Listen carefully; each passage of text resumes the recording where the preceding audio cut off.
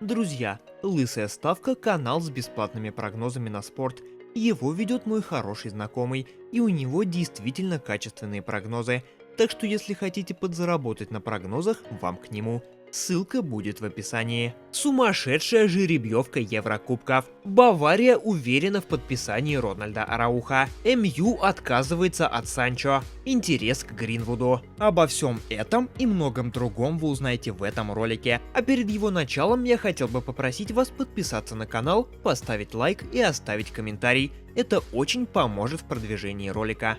Также рекомендую тебе подписаться на мой телеграм-канал, чтобы не пропускать наисвежайшие новости. Помимо этого, там тебя ждут футбольные приколы, трансляции топовых матчей и многое другое. Поэтому не стесняйся и переходи на канал по ссылке в описании.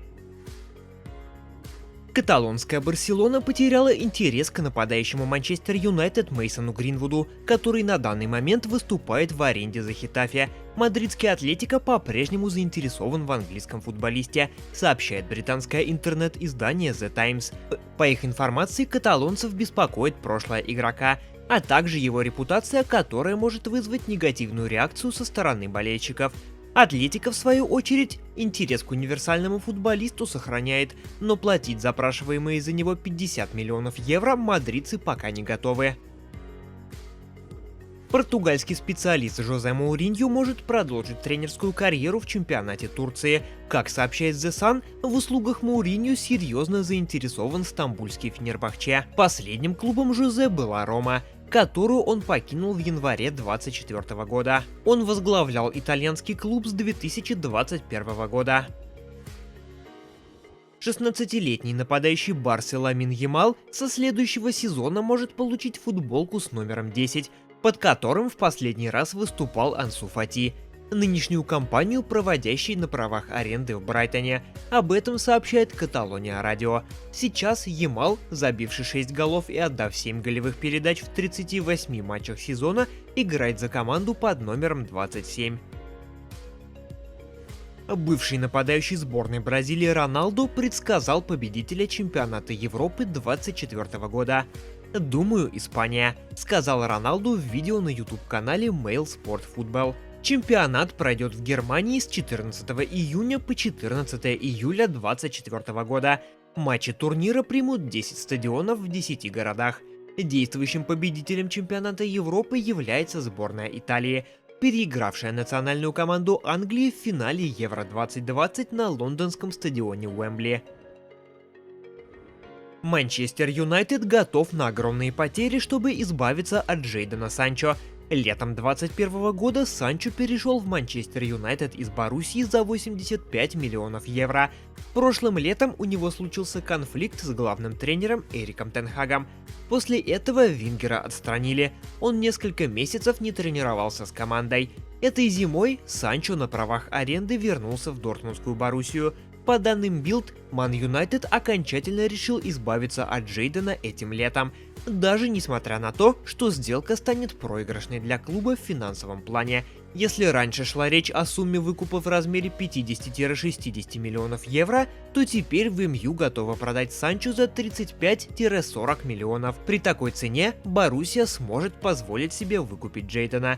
Ранее сообщалось, что Санчо не хочет возвращаться в МЮ при Тен Хаге, так как винит тренера в карьерном спаде. После возвращения в Германию англичанин провел 10 матчей, забил 2 гола и сделал 2 голевые передачи. В мюнхенской Баварии полагают, что им удастся договориться о трансфере защитника Барселоны Рональда Арауха за 100 миллионов евро. Об этом сообщает испанское интернет-издание Mundo Deportivo. По их сведениям, уругвайский защитник является приоритетной целью для мюнхенцев. Отмечается, что Баварии придется расстаться с некоторыми своими игроками, чтобы найти необходимые средства для оформления трансфера Рональда. Арауха находится в системе Барсы с 2018 года. Появилась информация о новом главном тренере Лацио. Как сообщает инсайдер Джанлука Ди Марцио, Игор Тудор заменит Маурицио Сарри на посту тренера Лацио. Ранее клуб объявил об отставке итальянца. Достигнуто соглашение с хорватским специалистом на 1,5 года с опцией продления еще на 1 год. Тудор вступит в должность после игры с Фрозиноне. Ранее он работал с Удинезе и Вероной в Италии, а также был ассистентом главного тренера Юве. Юлиан Нагельсманн заявил, что готов подписать контракт с клубом до начала чемпионата Европы. Немец возглавил сборную Германии в сентябре 2023 года. Его контракт рассчитан до 31 июля 2024 года.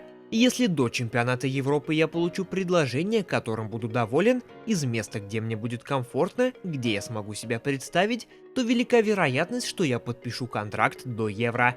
Сейчас передо мной нет никаких бумаг. Я не испытываю стресса по этому поводу. Сейчас я хочу успешно работать. Вероятность, что что-то случится до чемпионата Европы, существует.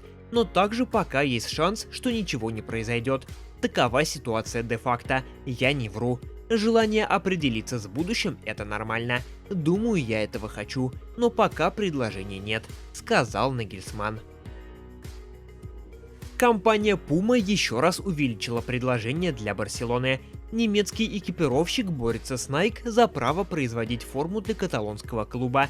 Теперь Puma предлагает Барселоне от 120 до 140 миллионов евро ежегодно фиксированным платежом, а также 100 миллионов подписного бонуса, пишет Diario Sport.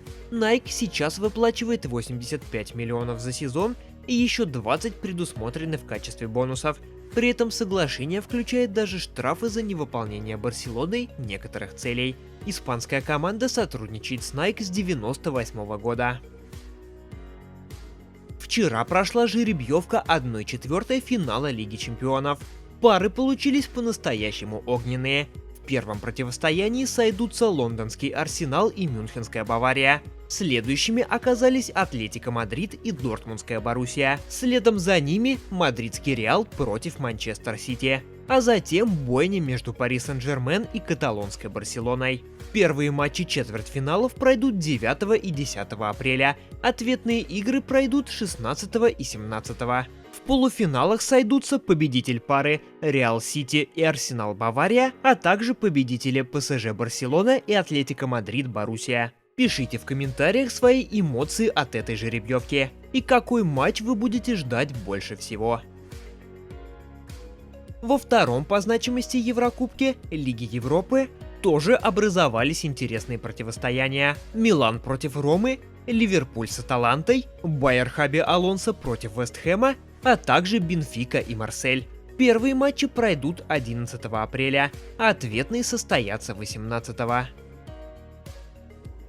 А в Лиге конференций после жеребьевки образовались следующие пары: Брюгге Паок, Олимпиакос Фенербахче, Астон Вилла Лиль и Виктория Пльзень Фиорентина. Первые матчи пройдут 11 апреля, ответные 18, а финал пройдет 29 мая в Афинах.